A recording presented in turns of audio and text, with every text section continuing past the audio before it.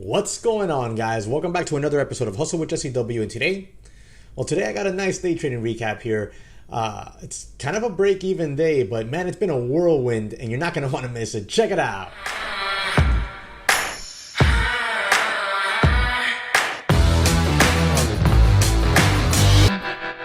Well, guys, before I forget, remember, link in the description section below to Webull. So with Webull, it's an app like Robinhood, just way better, has many more tools. Download the app. You can fund the account with any amount of money, and you get 2 free stocks. One of them, or two, or any of them, really. I think both of them, current special, could be valued up to $1,400. Now, the biggest stock I've received free was about $30. But hey, whatever it is, if it's 5, 10, 15, 20, 30, 40, $50. It's free. Why not do it? Take advantage of that. Link in the description section below. Make sure you take advantage of those 2 free stocks. Also, my Twitter is below. Make sure you're following me on Twitter. I post up my watch list every so often there in the morning. All right, guys. So let's go ahead and jump into this recap.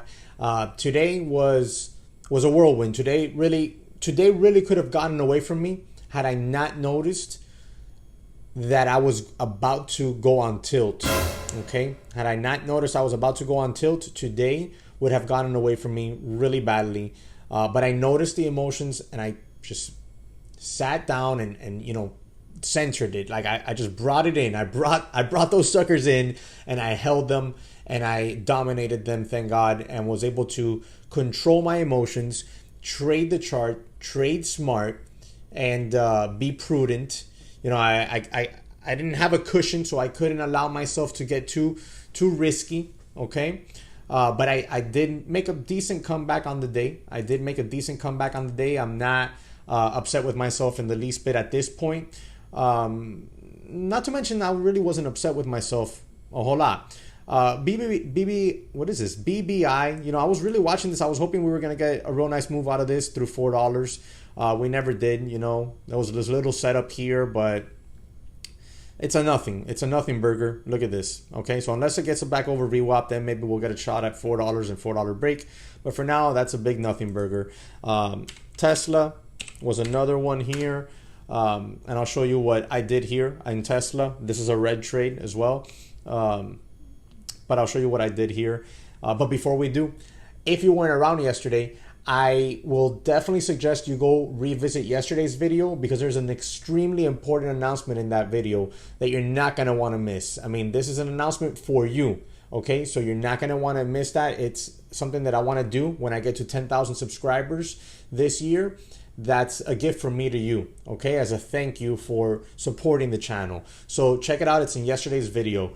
But we'll go ahead and continue with this. As we do, make sure you hit the subscribe button and also the like button for me. Make sure you smash that one real good. Comment in the comment section below. Let me know what you traded on Tesla right at the open here. Whoa. Right at the open here, it fell out of bed. Boom. And put in that low down here at 890, bounced, found resistance here at VWAP. When it did, I bought one put contract. Okay, I bought that one put at $13.50, and I was expecting to get another rejection of VWAP and a new low, maybe down here at 890. Could have been selling that contract up there about $17, $18, $19. Would have been a home run trade. No dice, lost a couple $100 on it as it broke over VWAP, and I was like, okay, well, not a big deal, not a big deal at all. Then we had SPCE. Okay, we had SPCE. Is this SPCE? So we had SPCE, okay? SPCE went ahead and pushed through $40, made this brand new high, and it quickly turned it all around and came right back down to the support area of VWAP. You've seen me trade this before in the long setup where I'm long in here, and we get that push and rejection on that new high right to VWAP, and then you always generally see me stop out and you see it dump. Okay, that's a bearish signal. Huge volume. I took it as a bearish signal and I got aggressive. I got overly aggressive on it. Okay, and I had up to 15 puts. And then we started to hold this 90 MA and I got squeezed right out of it. Boom. And then I realized this is a long and got back in 15 contracts, and looked for a push to new highs. Now, that loss right there cost me like a solid, I want to say $700 or so. Put me down on the day about 750, 800. I removed my realized and I removed my realized P&L while I'm trading because I don't want it to affect, you know, my plans moving forward generally, but I usually have a rough idea of how green or how red I am, and that still messes with me sometimes. So I got back in here 15 puts and 15 calls, and they're $39 calls, and you're gonna see something here that, can you see it? Yeah, you can see right here, you can see the bid and the ask on these calls. I'm in these $39 February 21 expiration date calls. I have 15 of them. I shouldn't have ever had 15 to begin with, but since I started 15, I need to continue trading the 15. Otherwise, it's just going to throw off my winnings and losses on the day. So ideally, I should have only had 10, maybe 7 contracts maxed out, but I had 15. Once again, oversized, got greedy, and didn't calculate properly. I will continue to work on that throughout the rest of the year. I am determined always to work on my mistakes. And recently, as of this month, sometimes I've oversized and it's messed with me. I've stuck with it in the sense that I didn't let it chop me up and just get out of it because I'm afraid to take the big loss. But it has caused me to take profits off earlier, and it's also made me just stress out. So I'm in these right here, and I'm looking for a new high day. I'm looking for that $40 to break, and we get a push. High day is 440. Look at all those shares at $40. Look at this. It can't get through. But it's not shying away from it, and that's making me confident.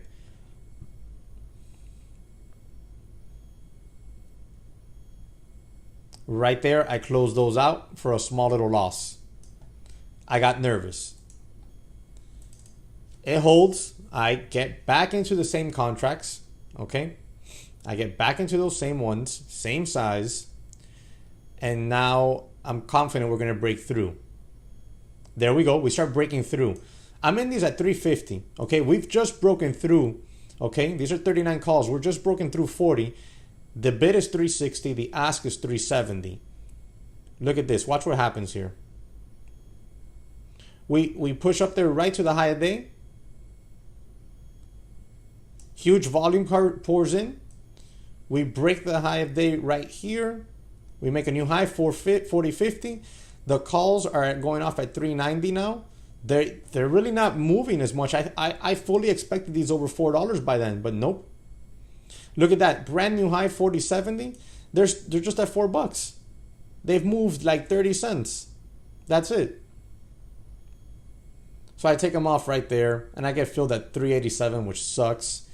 And then shortly after that, those things went ahead and went all the way up to like $5 and change. Like 5 minutes later. I don't understand how those calls didn't move faster as the stock moved. Like at one point, I know I was fast forwarding there, so I don't want the video to be too long. At one point, the stock was making new highs progressively, and the calls, the bids and the asks were stagnant. They weren't moving, like not even a penny.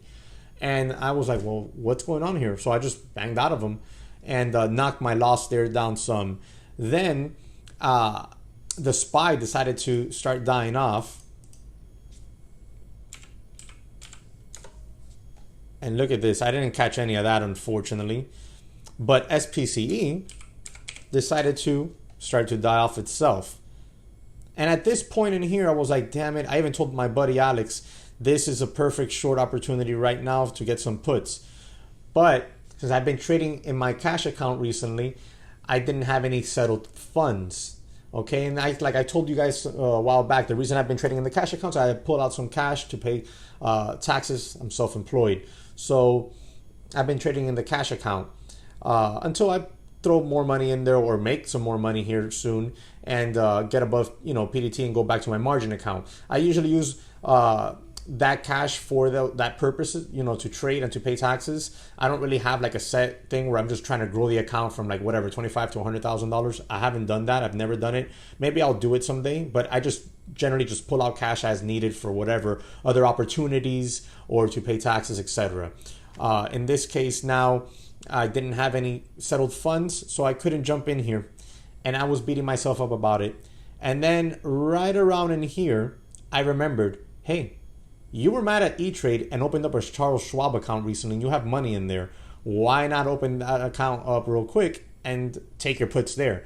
And I did. And because of Charles Schwab's layout and the fact that I don't even know how to use it all that well, I don't have a recording of that because it has all my private information, like my account number, etc., displayed, and I'm not going to put that out there for the world to see.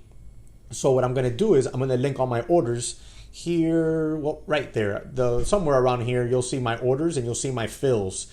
But I made all my losses back and some there. So I wrapped up the day there on this nice drop. I covered not covered, I sold out my last put when we bounced here. I sold out my last put right there and I was done with it. But man, I nailed it. Home run trade here with puts on SPCE finally. I really thought that we were just going to dump disgustingly on there. So I was thinking I was going to hold on to at least three puts for a swing or an overnight swing. Let me show you the daily.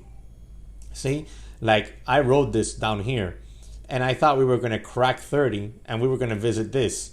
I thought to myself, if we do, I'm not even going to swing this. I'm just going to stop out of it, maybe leave one and one put and see what happens with it tomorrow. But it bounced, and it bounced kind of hard, you know. So look at that. That's a big bounce from $30 basically all the way back up to 35. So I'm glad I took those profits off where I did. And right then and there, I was done and said, thank God, I'm basically back to green on the day, not by much. So I'm not even going to count this as a green day. But I'm just happy that I made all my losses back because I was disappointed that I gave back so much of my profits from the last 3 days. I was very disappointed. But I'm very happy to be back and, you know, everything's back to normal. And now I know that I need to continue working on my sizing, especially on options.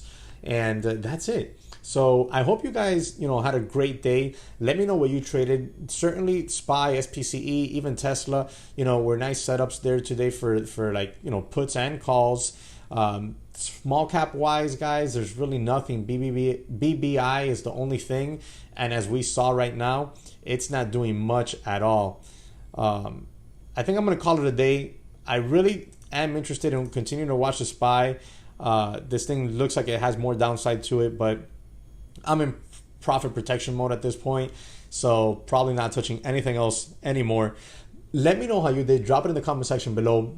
Go ahead and visit yesterday's video. You're gonna like the announcement. I might do an entire video surrounding that announcement for tomorrow as well. Don't hold me to that promise. It's not a promise. I'm thinking about it. If I get a minute today, I'm gonna make that video. If not, maybe I'll do it for next week because the announcement is extremely important. And you guys are, if you haven't, you know, seen it yesterday, then you're really going to want to know what the news is. All right, I hope you're having a great day. Smash the like button for me, subscribe to the channel if you haven't, hit the notification bell so you're alerted every time I upload a video, and I'll catch you on the next one.